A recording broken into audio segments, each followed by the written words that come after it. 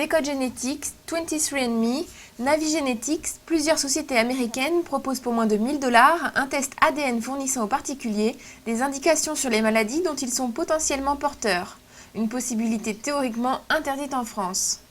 Mais les gens peuvent effectivement s'adresser aux États-Unis et recevoir cette information. Alors les gens s'inscrivent, reçoivent un kit de prélèvement, font faire une analyse.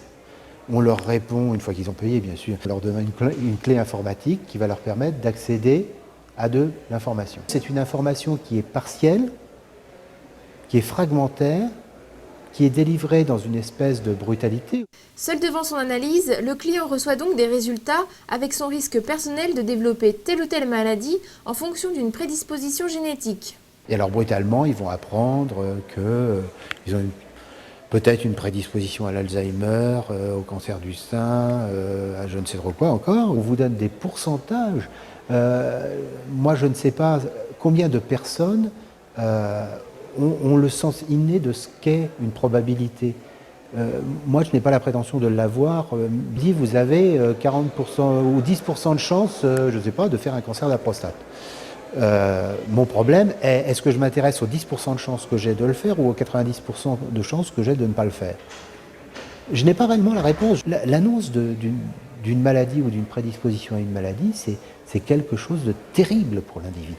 Je crois qu'il est essentiel de replacer ça dans un cadre d'accompagnement médical, d'accompagnement éventuellement psychologique. Certains s'inquiètent déjà de la confidentialité de ces données génétiques intimes et des discriminations qui pourraient en résulter au travail vis-à-vis des assurances. Toutes ces informations génétiques sont mises dans des bases de données. Alors on nous explique qu'il y a une sécurité informatique absolue. Je crois que là c'est un peu une illusion. L'expérience montre que toute information qui existe est utilisée un jour ou l'autre et pas toujours dans le sens le plus humain qui puisse exister. Alors, mais savoir que l'on a un risque élevé d'être atteint d'une maladie ne peut-il être utile?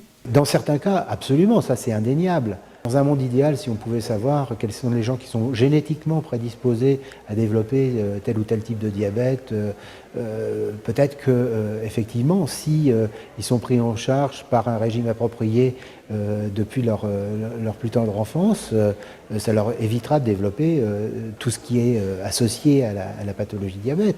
Je crois qu'il y a des bienfaits, mais il y a des choses pour lesquelles on ne sait même pas quoi faire. Il y a toujours beaucoup de discussions sur les problèmes de prophylaxie dans la prédisposition au cancer du sein, par exemple. Est-ce qu'il faut se faire mutiler ou pas?